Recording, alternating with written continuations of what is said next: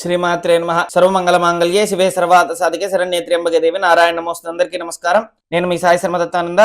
ఈ రోజు మనం తెలుసుకునేది సింహరాశి వారికి స్త్రీలకు ప్రత్యేకించి ఏ విధంగా ఉంటుందో తెలియజేయడం జరుగుతుందన్నమాట.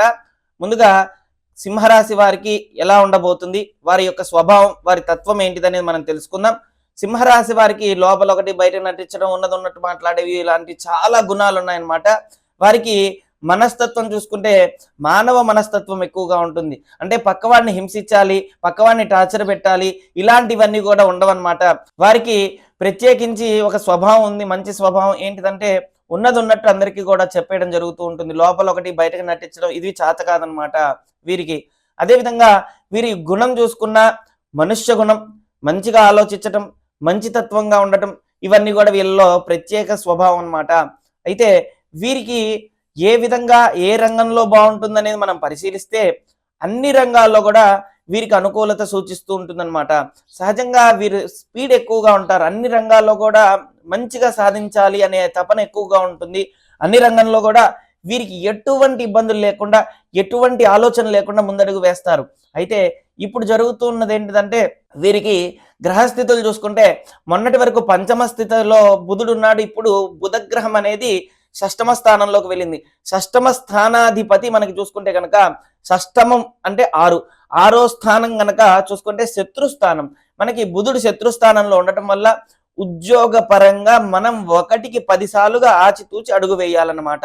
మనం ఎవరికన్నా మంచి చెప్పేటప్పుడు కానీ, మనం ఏదైనా పని చేసేటప్పుడు కానీ, ఉద్యోగ సంబంధించిన విషయాల్లో కానీ, ఉద్యోగం కానీ, వ్యాపారం కానీ 1కి 10 సార్లుగా ఆలోచించి మనం 10 మందితో కూడా కలవాల్సి వస్తుందన్నమాట. ఎందుకంటే బుధుడు సరిగా లేకపోవడం వల్ల వ్యాపార పరంగా చూసుకున్న, ఉద్యోగ పరంగా చూసుకున్న, వ్యాపార పరంగా చూసుకుంటే ఏమో అనేక మంది మనుషులతో మరి ప్రత్యక్షంగా కానీ పరోక్షంగా కానీ మనకి పరిచయం అయ్యి దాని ద్వారా మనల్ని మోసం చేసి మన దగ్గర ద్రవ్యం కానీ ధనం కానీ రెండు కానీ తీసుకునే అవకాశం చాలా వరకు ఉందన్నమాట. ఉద్యోగ పరంగా కూడా అలానే ఉంది. మనకి ప్రమోషన్ ఇప్పిస్తానని, లేదంటే మీకెందుకు అన్ని విధాలుగా నేనున్నా అని చెప్పి దగ్గర వరకు వచ్చి మనల్ని మోసం చేసి ఇబ్బంది పడే అవకాశం ఉందన్నమాట ఈ సమయంలో. ఎందుకంటే బుధుడు షష్టమ స్థితిలో ఉండటం వల్ల షష్టమ స్థానాధిపతి మంచి యోగ్యంగా ఉన్నప్పటికీ కూడా షష్టమం అధిపతి ఏంటిదయ్యా అంటే శని అన్నమాట. శని సప్తమంలో ఉండటం వల్ల కొన్ని అవకాశాలు వస్తూ ఉంటాయి, కొన్ని అవకాశాలు పోతూ ఉన్నాయన్నమాట. ముందుగా ఉద్యోగ సంబంధించిన, వ్యాపార సంబంధించింది బుధుడు చాలా ఇంపార్టెంట్ అన్నమాట. మన జాతకంలో బుధుడు బాగుంటే ఎక్కడున్నా కానీ వ్యాపారం కానీ ఉద్యోగం కానీ ఇలాంటివి అనేకమైన తెలివితేటలుండి మంచి స్థితిలోకి రాణిస్తాడనమాట. అయితే ఇప్పుడు వీళ్ళకి మంచి తెలివితేటలు ఉన్నప్పటికీ కూడా సరైన సమయం కాదు కాబట్టి 1కి 2 సార్లుగా ఆలోచించి అడుగు వేస్తే మంచిది. వీరికి ప్రత్యేకించి కొంతమంది పాలిటిక్స్గా రాగలుగుతారు, కొంతమంది మంచి వ్యాపారవేత్తలుగా రాగలుగుతారు. ఏదైనా సరే వీరు ఆల్రౌండర్ అని చెప్పుకోవచ్చు. ఎందుకంటే సింహరాశి వారికి ఇదే సెట్ అవుతుందని ఏం లేదు. అన్ని విధాలుగా అన్ని రకాలుగా కూడా వీళ్ళు ముందడుగు వేస్తారు. అయితే ఎప్పుడైతే ఫస్ట్ ప్రారంభ దశలో ముందు స్పీడ్ ఉంటుంది కానీ తర్వాత నుంచి వెనకడుగు వేస్తారు. అలా వెనకడుగు వేయడం వల్లనే చాలా వరకు కూడా కోల్పోవాల్సి వస్తుంది అనమాట. ఎందుకంటే ధనపరంగా వ్యయం అవుతుంది. ధనపరంగా కొంతమందికి ముందడుగు వేసేటప్పుడు డబ్బులు ఇచ్చేస్తారు. తర్వాత నుంచి ఏం చేస్తారంటే ఆ ధనం వ్యయం అయిపోతుంది, ఖర్చు అయిపోతుంది, అనవసరమైన ఇబ్బందులు కలుగుతూ ఉంటాయన్నమాట. ఏదైనా సరే సింహరాశి వారికి వ్యాపార పరంగా, ఉద్యోగ పరంగా వీరికి ప్రత్యేకించి ఈ 3 మాసములు ఇబ్బందికరంగా ఉందన్నమాట. ఈ 3 మాసాలు ఫిబ్రవరి, మార్చ్, ఏప్రిల్ ఈ 3 మాసాలు కూడా వ్యాపార పరంగా అవ్వచ్చు, ఉద్యోగ పరంగా అవ్వచ్చు 1కి 10 సార్లుగా ఆచితూచి అడుగు వేస్తే మీది ఖచ్చితంగా కూడా విజయం సాధించచ్చు అనమాట. అన్నిట్లో కూడా లాభాలు చేకూరుతాయి. దాని ద్వారా అన్నిట్లో కూడా ప్రశాంతత లభిస్తుందన్నమాట. అదేవిధంగా వీరికి మరి సప్తమ స్థానంలో శుక్రగ్రహ, దాని ద్వారా శనిగ్రహ, 2 గ్రహాలు కూడా ఒక దానిలో ఉండటం వల్ల భర్త సంబంధమైన విషయాల్లో అనారోగ్య సంబంధమైన ఇబ్బందులు కలుగుతూ ఉంటాయి. భయపడాల్సింది ఏమీ లేదు, ముందే చెప్తున్నాను. ఏదో చెప్పేశారు భయం వేస్తుంది కాదు. సప్తమ స్థానంలో శని ఈ యొక్క గ్రహ సంచారం, శుక్రగ్రహ సంచారం వల్ల దంపతుల మధ్య కొద్దిగా పరస్పర అనుకూలత ఏర్పడుతుంది. ఒకరిని ఒకరు ఇబ్బందులు పెట్టే అవకాశం ఉంటుంది. ఒకరి పరంగా ఒకరికి మానసికమైన వ్యధ ఎక్కువగా ఉంటుంది. ఒకరంటే ఒకరికి కొన్ని భేదాభిప్రాయాలు ఎదురయ్యే అవకాశం ఉంటుంది.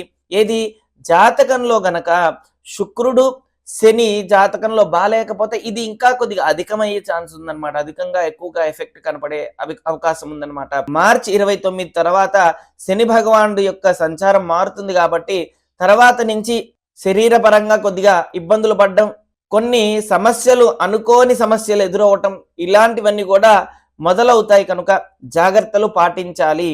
ప్రతి విషయాన్ని ఒక్కటికి 10 సార్లుగా ఆచితూచి అడుగు వేయాలి. మౌనంగా వహించాలి. ఏ పని చేసినా మౌనంగానే చేయాలన్నమాట.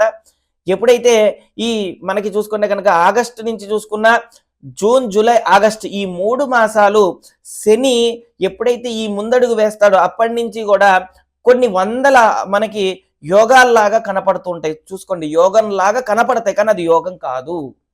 ఒకటికి 2 సార్లుగా ఆలోచించి అడుగు వేయండి. అంటే యోగం అంటే ఏంటంటే ఒక వ్యక్తి ఉన్నారనుకోండి, మీకు జాబ్ ఇప్పిస్తాను అని చెప్పి గాల్లో మేడల్లాగా 10 లక్షలు వచ్చేస్తాయి, మీకు 15 లక్షలు వచ్చేస్తాయని ఒక విధమైన ఆలోచన చెప్పేయడం వల్ల మీకు అదొక తెలియని ఆలోచనలోకి వెళ్ళిపోయి ఆ స్థితిలో నుంచి మీరు బయటపడకుండా అలానే ఉండిపోయి దాని ద్వారా మీరు మోసపోవడం ఎక్కువగా అవకాశం ఉంది. ధనపరంగా ఇది గమనించుకోండి. ధనపరంగా ఇబ్బంది పడే అవకాశం ఉంది. దాని ద్వారా అదేవిధంగా రాహుతో శని కలయికతో ఉండటం వల్ల ఆలోచించి అనారోగ్యం వచ్చే అవకాశం ఉంది. ఆరోగ్య సమస్యలు కూడా ఖచ్చితంగా వచ్చే అవకాశం ఉంది. ఎందుకంటే మన ఆలోచనే కాబట్టి ఇవన్నీ కూడా చాలా జాగ్రత్తగా ఉంటే మంచి ఫలితం ఉంటుందన్నమాట. ఏదైనా సరే ఈ విధంగా ఆగస్టు, సెప్టెంబర్, అక్టోబర్ చూసుకుంటే కనుక కేతుగ్రహ సంచారం వల్ల, కేతు దృష్టి అన్నిటి మీద పడడం వల్ల మీకంటూ ఒక మంచి వాల్యూ లైఫ్ అనేది అప్పటి నుంచి మొదలవుతుందన్నమాట. అన్ని స్థితులు కూడా బాగుంటాయి. కేతుగ్రహం మీ యొక్క రాశి నుంచి కొద్దిగా దగ్గరగా ఉన్నప్పటికీ కూడా మిగతా గ్రహాలన్నీ కూడా దూరంగా ఉండటం వల్ల మంచి ఫలితం అనేది లభిస్తుంది. భయపడాల్సింది ఏం లేదు. అదేవిధంగా మనకి నవంబర్, డిసెంబర్ ఈ 2 మాసాలు చాలా వాల్యుబుల్ లైఫ్ అన్నమాట. మంచి గ్రహస్థితులు మారబోతూ ఉన్నాయి. ఈ నూతన సంవత్సరం రానున్న సంవత్సరంలో ఈ గ్రహస్థితులు బట్టి, గ్రహ సంచారం బట్టి అన్నిటిలో కూడా యోగదాయకంగా ఉందన్నమాట. వీరికి దోషం చూసుకుంటే పితృదోషం, పితృశాపం, పితృ సంబంధమైన పూర్వం శాపం, పితృ సంబంధమైనది పూర్వం నుంచి వచ్చే కొన్ని దోషాలు ఇవన్నీ కూడా జాతకాన్ని పరిశీలించగా జాతకం ద్వారా మనకి ఏదైతే ఇబ్బందికరంగా ఉంటుందో ఆ ఇబ్బందికి సంబంధించినవన్నీ కూడా మన జాతకంలో తెలుస్తుందన్నమాట.